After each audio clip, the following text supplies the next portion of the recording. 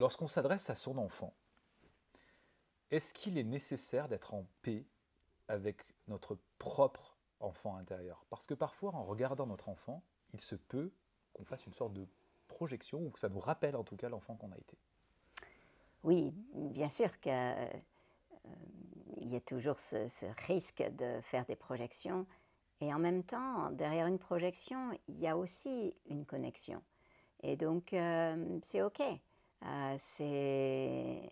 On est forcément dans des projections, dans des interprétations qui sont liées à notre vécu. Et c'est pour ça que c'est très important de communiquer avec l'enfant à l'intérieur de nous et d'être en paix avec cet enfant à l'intérieur de nous.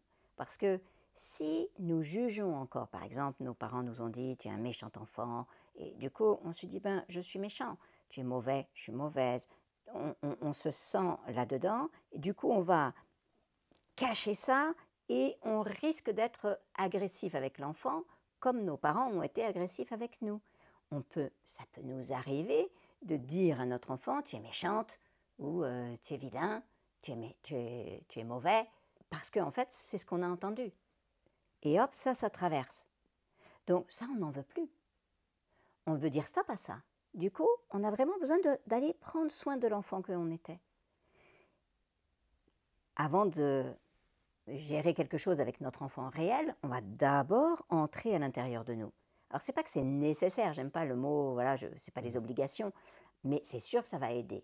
Donc je vais rentrer à l'intérieur de moi et me dire, ben, à quel moment est-ce que mes parents m'ont traité de méchant, qu'est-ce que j'ai ressenti? Et on va vraiment, nous, l'adulte d'aujourd'hui, aller à l'intérieur, prendre soin de l'enfant que nous avons été. En fait, on va donner à l'enfant que nous étions ce qu'il aurait dû recevoir à ce moment-là. Une écoute de ses émotions, une mesure de ses besoins, un accompagnement de ses besoins. Comme on est dans le fantasme, on peut imaginer la satisfaction de nos besoins. On peut imaginer nos parents en train de nous bercer, on peut imaginer qu'ils nous laissent courir et sauter dans la boue, on peut se voir, se réaliser et recevoir tout ce dont on avait besoin à ce moment-là. Et donc comme ça, on guérit, on soigne et on commence à regarder avec admiration l'enfant qu'on aurait pu être si on avait été accompagné comme on aurait dû être accompagné. Et comme on a cette admiration envers nous-mêmes, eh bien, tout le fatras de t'es méchant, t'es pas bien, etc., tout ça, ça va s'évanouir, ça va tomber. On reste en contact avec ça parce que finalement, cet enfant qu'on aurait pu être si on avait été accompagné, c'est le vrai nous. C'est celui qui n'a pas été abîmé, qui n'a pas été écorné, c'est celui sur lequel on n'a pas cogné. Donc c'est le vrai.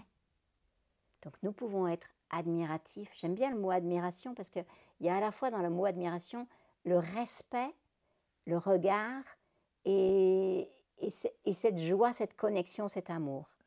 Et donc en donnant cette admiration, cet amour à l'enfant qu'on était, et dans l'admiration, il y a un petit peu plus que juste dans l'amour, parce que l'amour, ça peut être, bon, c'est cocoon, etc. Mais admiration, c'est vraiment, on voit le pouvoir, le potentiel, la puissance de celui qu'on est à l'intérieur. Et du coup, waouh, ça nous réconcilie avec nous-mêmes. Et une fois bien réconcilié avec nous-mêmes, oh, on regarde notre gamin, déjà on le voit totalement différemment, et du coup, ben, on va pouvoir interagir avec lui sans que ça vienne toucher sur nos petites blessures. Il ne peut plus appuyer sur des points qui nous font réagir parce qu'il n'y a plus les points. Et donc, du coup, on va être dans une relation bien plus authentique où notre amour et notre admiration va pouvoir aller jusqu'à lui. Et du coup, on va pouvoir lui donner non pas ce qu'on aurait voulu que nous recevoir, c'est-à-dire que parfois, notre enfant renverse son verre et hop, ah, oh mon pauvre petit chéri, parce qu'en fait, on panique en pensant à tout ce que nous, on a subi. Non, mais une fois qu'on est guéri, on n'a plus ce trop-plein. Donc on va être juste capable de lui dire, ah, il y a une éponge sur l'évier, on est plus dans le réel, on est plus dans l'ici et maintenant, et dans cette connexion. Donc on va être plus capable, si on admire notre enfant intérieur, on va être beaucoup plus capable d'admirer notre enfant dans le réel. Et dans cette ressource de admirer, il y a cette connexion, cet accordage, cette connexion et toute la technique pour pouvoir accompagner les émotions de l'enfant. Merci Isabelle.